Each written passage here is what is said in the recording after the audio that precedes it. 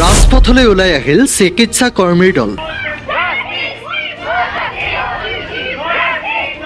শূন্য হৈ পৰিল চিকিৎসালয়।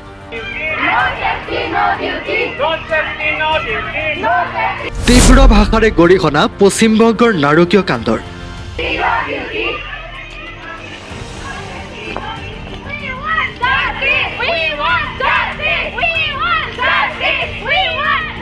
শীঘ্ৰে ন্যায়ৰ দাবী প্ৰতিবাদকাৰীসকলৰ।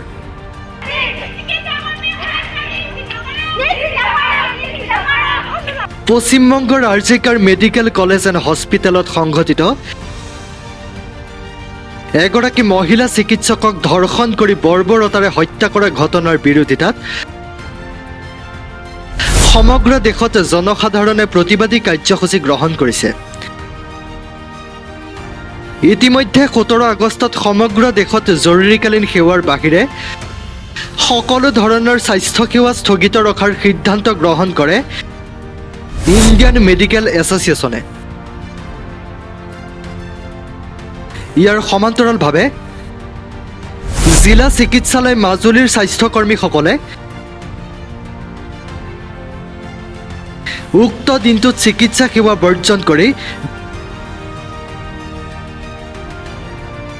বিশাল প্ৰতিবাদী কাৰ্যসূচী গ্ৰহণ কৰে।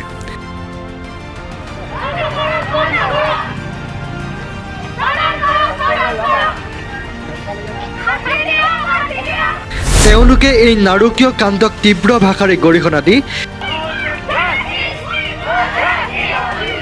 শীঘ্ৰেই ন্যায়ৰ দাবী জনাইছে।